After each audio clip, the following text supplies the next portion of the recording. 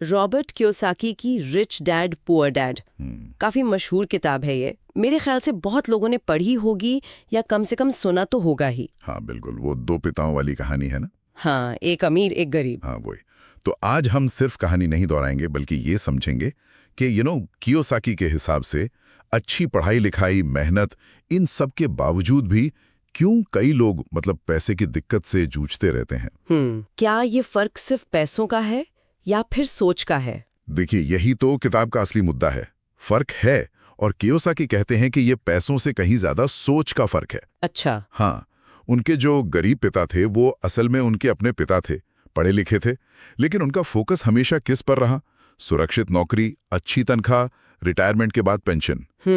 जो आमतौर पे हम सब सोचते हैं। बिल्कुल। और वहीं दूसरी तरफ थे अमीर पिता। ये उनके दोस्त के पिता थे, कम पढ़े लिखे थे, पर उनका सारा ध्यान इस बात पर था कि पैसा उनके लिए कैसे काम करे। वो पैसे के लिए काम नहीं करते थे। हाँ, ये वाला पॉइंट बहुत सुना है।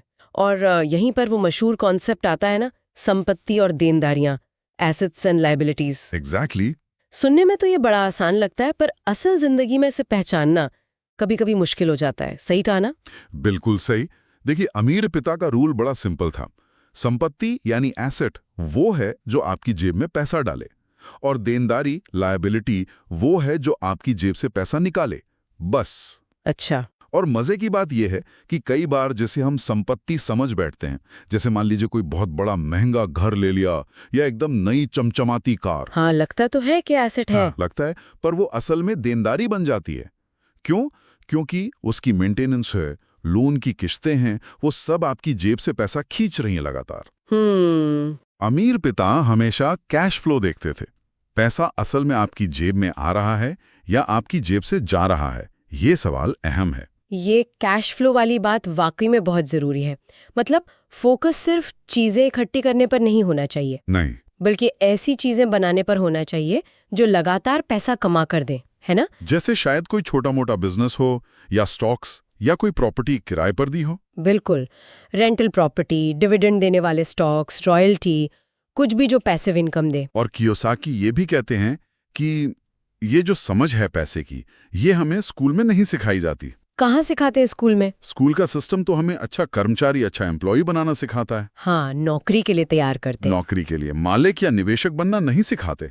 इसीलिए अमीर पिता फॉर्मल एजुकेशन से ज्यादा जोर देते थे वित्तीय साक्षरता पर, फाइनेंशियल लिटरेसी पर। फाइनेंशियल लिटरेसी मतलब पैसे की भाषा समझना, निवेश के क्या क्या तरीके हैं ये जानना, टैक्स के नियम क्या कहते हैं, बिजनेस चलता कैसे है।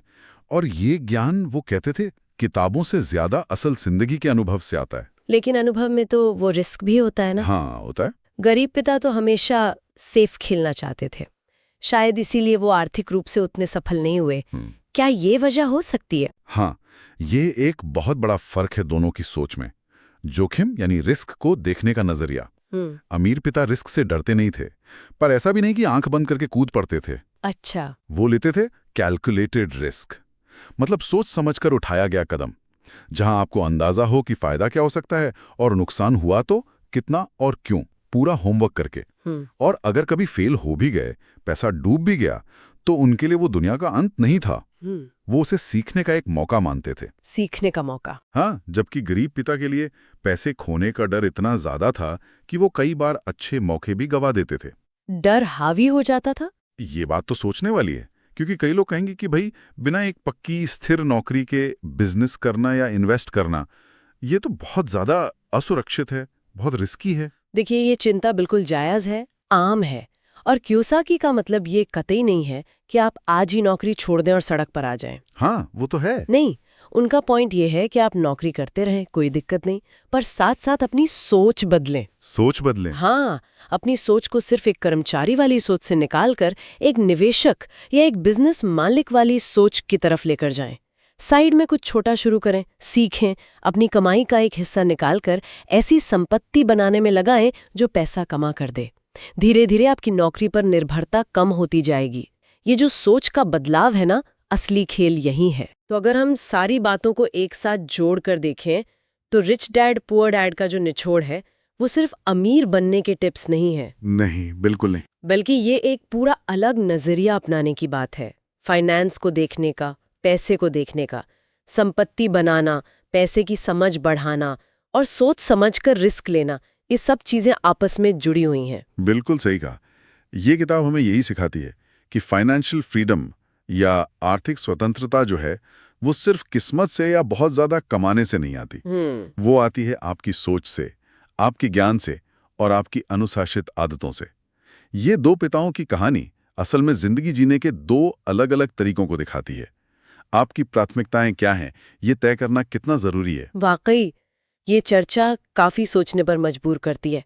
आज की दुनिया में जहाँ खर्चे के इतने विकल्प हैं, लोन इतने आसानी से मिल जाते हैं, हाँ बिल्कुल। तो ये सवाल शायद हम सबको खुद से पूछना चाहिए कि हम अपनी मेहनत की कमाई को असल में संपत्ति बनाने में लगा रहे हैं या फिर अनजाने में ही सही अपनी देनदारियां बढ़ाते जा रहे हैं। बहुत जरूरी सवाल है ये, खुद से पूछने वाला।